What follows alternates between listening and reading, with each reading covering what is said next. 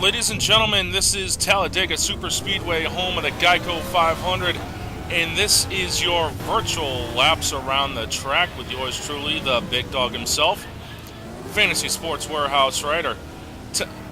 Jeez, I gotta put more steering lock in the car, I can already tell you that. Pit road speed is 55, but obviously I'm not doing that if you can't tell by here. The big key for Talladega Superspeedway will be drafting.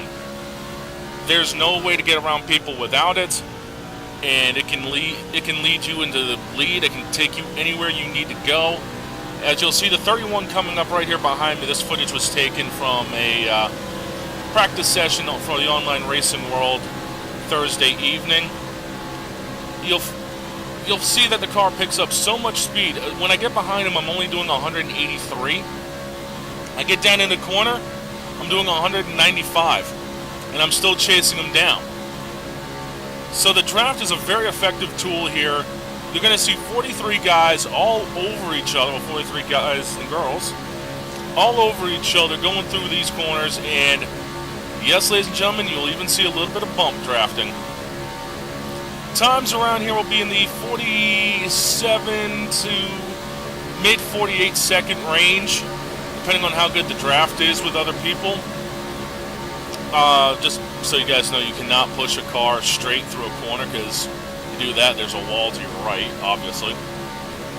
And the separation is also good to help get the air to the radiator, which is why you'll see a lot of guys, if they're in a really tight draft, poke their nose out because the motor starts running a little warm. Case in point right there. But some of these lap times you're looking, like I said, about high 47, low 48 second range as the 31 peels off. I'll get to pit road in a minute here. I'll explain that. As I'm coming up on the 16 car to see how well my car will draft with him, we switched to the TV cameras. Once again, poking out a little bit. The other big problem with the draft is you have no downforce to the front end, which means you're going to have to turn in a lot sooner and hope that, if the car shoves up, there's no one around. Kind of a lonely moment right there on the track, as there's only a couple of us on the back straightaway. Myself, the 16, and the 30. So, going through 3 and 4, you'll notice I keep maybe a car length or two, but the car runs better on the bottom, which is why I'm able to keep up with the 16 as he runs about a groove higher. Poke the nose out a little bit, then get right back to his back bumper, pushing him around the track. And yes, literally, folks, I am on his back bumper. You'll see there's no definitive groove around here. I mean, obviously the low line's the best line. And by the way, you notice how that's a solid yellow line to the left over here? Yeah, you go below that, you're out of bounds, and NASCAR will penalize you. As I creep right back up to the back bumper of the 3M Ford Fusion. The motor doesn't really back off RPM-wise around here. You're going to crank 85, 87, 8,900 RPM, somewhere in that range, majority of the race. Just the sound of that motor full throttle is just insane.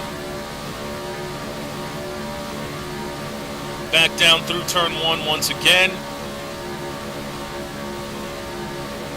Yeah, thankfully we made a few adjustments to this suicide prevention, realmolina.com Chevy SS, and we were able to get it handling a lot better than where it was at the start of the session.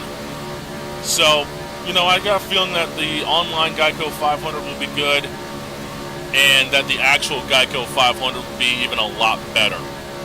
But a big key is during green flag pit stops, getting onto pit road and getting it down to the speed limit fast. It's only 55 miles an hour.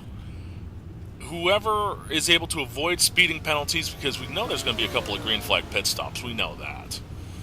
Whoever is able to get their car slowed down the quickest and avoid the speeding penalties will be up at the front of the pack and have a really great shot at winning the race. And that's it for the 500.